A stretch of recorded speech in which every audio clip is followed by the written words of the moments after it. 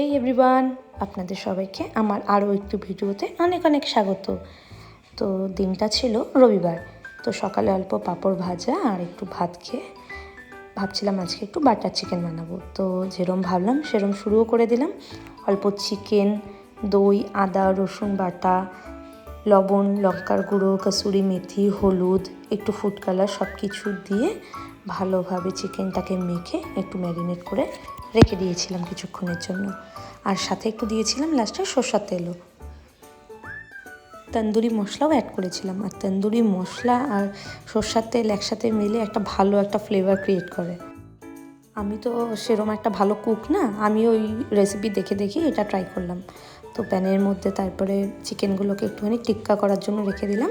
ফার্স্টে একটু ভাবছি যে চিকেনগুলোকে টিক্কা করে নেব। তো এদিকে সব কিছু কেটেও রেখে দিয়েছি বাদবাকি গ্রেভির জন্য। এদিকে আমার চিকেন টিক্কাগুলোও হয়ে গেছে।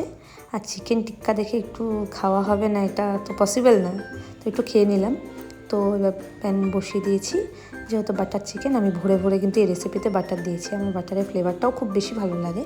তো যা যা লাগে নর্মালি শুকনো লঙ্কা, গোটা গরম মশলা যেগুলোকে বলে ওগুলো দিয়ে সব কিছু, পেঁয়াজ যেগুলো ছিল ওগুলোকে ভালো করে ভেজে কষিয়ে বেটে নিয়েছি।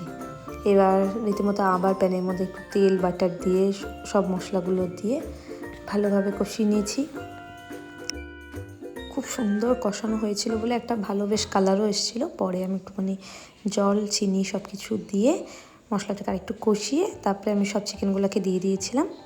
তো লাস্টে অ্যাড করছিলাম সামান্য গরম মশলা আর বাটার। আমি বলেইছিলাম বাটার বেশি দিব।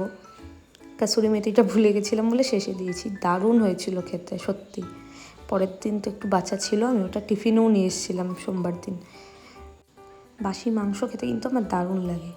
তো একটু বেরিয়েছিলাম অফিসের থেকে, তো কি দারুণ এদিকে একটা রেইনবো উঠেছে দেখছেন। আমি এরম তো প্রথম দেখেছি যে পুরো রিং, আমি এরকম রিং আগে কখনো দেখিনি।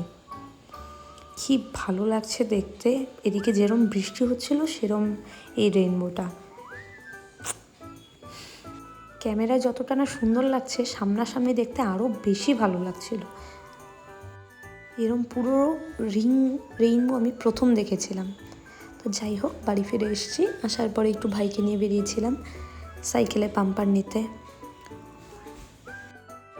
যাই হোক, এই দোকানে তো আর পাওয়া গেল না পাম্পারটা, দেখি অন্য দোকানে গিয়ে দেখি যদি পাওয়া যায়। আমার আগে ওই হাঁটছে, কতক্ষণ অন্য দোকানে যাবে আর গিয়ে দেখবে যে কোন দোকানে পাওয়া যায়। যাক, পেয়েছি। এই যে দেখছেন বাড়িতে এসে পামও দিচ্ছে, না পেলে তো মুখ ফুলে যেত। যাই হোক, আজকের ভিডিওটা এইটুকুই। কেমন লাগলো অবশ্যই জানাবেন। ধন্যবাদ ভিডিওটা দেখার জন্য।